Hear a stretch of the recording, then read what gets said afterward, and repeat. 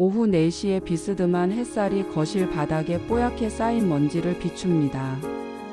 남편이 불의의 사고로 세상을 떠난 지 벌써 3년이 지났건만 이 집의 시간은 여전히 그날의 차가운 겨울에 멈춰 있습니다. 52이라는 나이 누군가는 인생의 황금기라고 말하지만 52이라는 저에게 이 나이는 그저 하루하루를 죽지 못해 버텨내야 할 긴 터널과 같았습니다. 책상 위에 놓인 커피는 벌써 차갑게 식어버렸습니다. 프리랜서 디자이너라는 직업 덕분에 종일 집 안에서만 지내다 보면 가끔은 제 목소리가 어떻게 들렸는지조차 기억나지 않을 때가 있습니다. 정막을 깨는 건 오직 낡은 벽시계의 초침 소리뿐입니다. 째깍거리는 그 소리가 마치 저를 재촉하는 것 같아 가끔은 숨이 턱 막혀 오곤 했습니다. 가끔 환기를 위해 현관문을 열면 복도 끝에서 들려오는 희미한 발소리에 귀를 기울이게 됩니다. 602호 남자.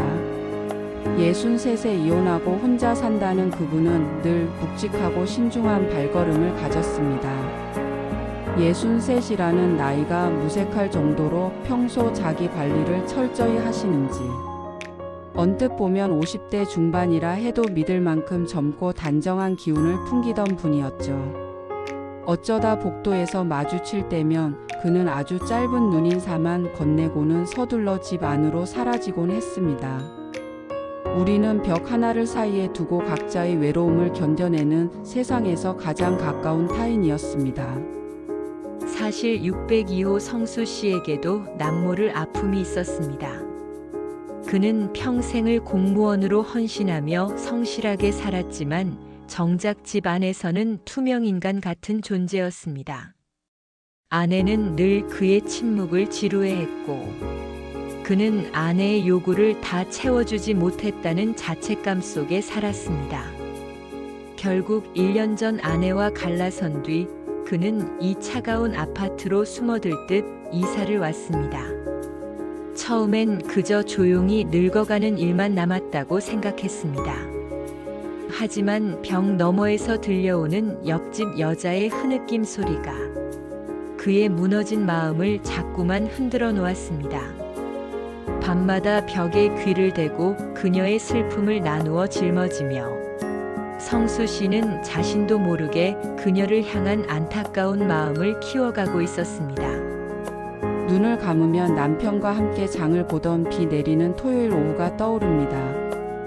남편은 비에 젖는 게 싫다며 늘 제 뒤에 서서 우산을 받쳐주던 사람이었습니다. 시장 통로의 북적거림 속에서도 남편은 한마디 말이 없었죠. 제가 고기를 고르고 나무를 흥정하는 동안 그는 그저 짐꾼처럼 묵묵히 제 뒤를 지켰습니다. 집에 돌아와 제가 젖은 옷을 갈아입지도 못하고 주방에서 저녁을 준비할 때 남편은 거실 소파에 앉아 텔레비전을 켰습니다. 부엌 일은 여자의 몫이라며 물 한 잔도 스스로 떠 마시지 않던 사람. 그 시절엔 그게 당연한 사랑인 줄 알았습니다. 무심한 뒷모습조차 제 곁에 있다는 사실만으로 안심이 되던 시절이었습니다. 창밖으로 진눈깨비가 흩날리던 날이었습니다. 남편의 3주기 기일이었죠. 평소엔 입에도 대지 않던 소주를 2병이나 사 들고 들어왔습니다. 제사상을 차릴 기운조차 없어 남편이 생전에 좋아하던 과일 몇 개와 소주잔을 영정 사진 앞에 두었습니다. 여보, 거기서는 잘 지내? 나는 아직도 당신이 문을 열고 나 왔어라고 말할 것만 같아. 한 잔이 2잔이 되고 결국 2병을 다 비웠을 때쯤 제 정신은 안개 속에 갇힌 듯 흐릿해졌습니다. 가슴이 너무 답답해 바람을 쐬러 나간다는 게 얇은 가디건만 걸치고 복도로 나섰습니다. 다시 집으로 돌아온다고 누른 번호키가 601호가 아닌 602호였습니다. 어둠 속 거실 소파에 누군가 누워있는 것이 보였습니다. 저는 그게 꿈속에 나타난 남편인 줄로만 알았습니다. 여보, 이제 온 거야? 나 기다리다 지쳐서 죽을 뻔했잖아. 저는 그 사람 곁으로 다가가 조심스럽게 몸을 뉘었습니다. 3년 만에 느껴보는 남자의 따뜻한 체온이었습니다. 어둠 속이었지만 그 사람의 눈빛은 무척이나 깊고 간절하게 저를 향하고 있었습니다. 누가 먼저랄 것도 없이 서로의 숨결이 맞닿았고 입술이 맞닿는 순간 온몸에 전기가 흐르는 것 같았습니다. 남자의 손길은 제가 평생 알아왔던 남편의 그것과는 완전히 달랐습니다. 남편은 늘 본인의 만족이 우선이었고 짧은 의무가 끝나면 바로 몸을 돌려 씻으러 가곤 했지만 이 남자는 달랐습니다. 그는 서두르지 않고 제 반응 하나하나를 세심하게 살피며 아주 천천히 저를 배려해 주었습니다. 그의 손가락 끝이 제 살결에 닿을 때마다 잊고 지냈던 세포들이 하나둘 깨어나는 기분이었습니다. 마치 세상에서 가장 소중한 유리그릇을 다루듯 조심스럽고도 깊게 저를 안아주는 그 정성에 저는 3년 동안 꽁꽁 얼어붙었던 빗장을 풀고 말았습니다. 시간이 영원히 멈췄으면 좋겠다는 생각이 들 정도로 그는 오랫동안 저를 따뜻하게 안아주었습니다.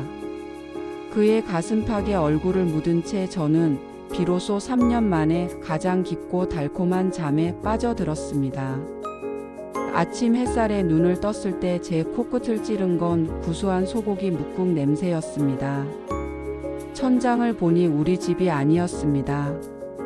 소파 옆에는 602호 성수 씨가 앞치마를 두른 채 서 있었습니다. 어머나 제가 왜 여기 죄송합니다. 얼굴이 화끈거려 도망치려는데 성수 씨가 차분한 목소리로 저를 붙잡았습니다. 지은 씨 일단 앉아요. 기일이라 많이 힘드셨나 본데 속은 풀어야죠. 그가 내어준 국그릇에는 정성이 가득했습니다. 생전 남편은 부엌 근처에도 안 오던 사람이었는데 3년 만에 남자가 차려준 밥상을 마주하니 눈물이 왈칵 쏟아졌습니다. 남자는 아무 말 없이 제 옆에 앉아 묵직하게 기다려 주었습니다. 그 투박한 배려가 그 어떤 위로보다 따뜻하게 제 가슴을 적셨습니다. 수저를 드는 손이 떨렸고 국물을 한 모금 마시니 뜨거운 기운이 식도를 타고 내려가며 꽁꽁 얼었던 마음까지 녹이는 것 같았습니다. 어느 날은 함께 집 앞 공원을 산책했습니다. 떨어진 낙엽을 밟으며 성수 씨가 제 가디건 깃을 여며 주었죠. 지은 씨 손이 참 차네요. 이럴 땐 주머니에 넣어야 해요. 그는 자연스럽게 제 손을 잡아 자신의 외투 주머니 속에 넣었습니다. 남편은 사귀던 시절에도 손잡는 걸 쑥스럽다며 피하던 사람이었는데 60이 넘은 이 남자의 손은 참으로 당당하고 따뜻했습니다. 우리는 벤치에 앉아 한참 동안 아무 말 없이 노을을 바라보았습니다. 그냥 같이 있는 것만으로도 충분하다는 느낌. 40대에는 미처 알지 못했던 황혼의 평온함이 우리 사이를 채우고 있었습니다. 하지만 세상의 시선은 그리 녹록지 않았습니다. 하루는 출가한 딸아이에게 전화가 왔습니다. 엄마 요새 이상한 소문이 들리던데 설마 옆집 아저씨랑 무슨 일 있는 거 아니지? 그 나이에 사람들 입에 오르내리면 우리 창피해서 어떻게 살아? 제 행복보다 남들의 눈치를 먼저 살피는 딸아이의 목소리에 저는 다시 마음을 다드려 했습니다. 복도에서 성수 씨를 마주쳐도 모른 척 지나쳤고 그가 건네는 반찬통도 거절했습니다. 죽은 남편에 대한 배신감과 자식들에게 짐이 될지 모른다는 공포가 저를 다시 3년 전의 겨울로 밀어 넣었습니다. 결국 참다 못한 제가 그를 찾아가 물었습니다. 도대체 왜 저한테 이렇게까지 하시는 거예요? 제 실수는 그냥 잊어주세요. 그때 성수 씨가 복잡한 표정으로 저를 바라보며 입을 열었습니다. 지은 씨 사실 그날 밤 저 처음부터 깨어 있었습니다. 지은 씨가 벽 너머로 밤마다 우는 소리 저 1년 동안 다 듣고 있었거든요. 저도 이혼하고 혼자 되니 그 소리가 꼭 제 울음 같아서 차마 밀어낼 수가 없었습니다. 지은 씨가 문을 열고 들어왔을 때 저는 이게 하늘이 주신 기회라고 생각했습니다. 이제 그만 혼자 울지 마세요. 제가 지은 씨 밥상은 평생 책임질게요. 그의 고백에 저는 아무 말도 할 수 없었습니다. 벽 하나를 사이에 두고 우리는 서로의 외로움을 공유하고 있었던 것입니다. 그의 투박한 손이 제 눈물을 닦아주었을 때 3년 동안 얼어붙었던 제 마음이 비로소 녹아내렸습니다. 자식들의 걱정도 이웃들의 수군거림도 더 이상 중요하지 않았습니다. 지금 당장 제 손을 잡아주는 이 사람의 온기가 세상 무엇보다 소중했으니까요. 6개월이 지났습니다. 저는 이제 601호가 아닌 602호에서 아침을 맞이합니다. 벽 하나를 사이에 두고 서로의 슬픔을 엿듣던 우리는 이제 같은 식탁에 앉아 따뜻한 커피를 나눕니다. 가끔은 사소한 일로 투닥거리기도 하지만 그조차도 살아있음의 증거라 행복하기만 합니다. 술에 취해 잘못 열었던 옆집 문이 사실은 제 인생의 마지막 안식처를 향한 문이었습니다. 남편을 떠나보낸 슬픔은 사라지지 않겠지만 이제는 그 슬픔을 함께 나눌 사람이 곁에 있습니다. 여러분, 나이가 들었다고 사랑과 설렘이 끝나는 것은 아닙니다.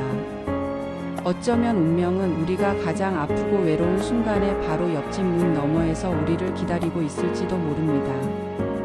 환갑을 넘긴 나이에 다시 시작한 이 사랑이 누군가에게는 손가락질 받을 일일지도 모르지만 저에게는 남은 생을 버티게 할 유일한 구원이었습니다. 오늘 제 이야기가 외로운 누군가에게 작은 온기가 되었기를 바랍니다. 감사합니다. 잘 들으셨다면 구독, 좋아요 눌러주시고 댓글도 남겨주세요.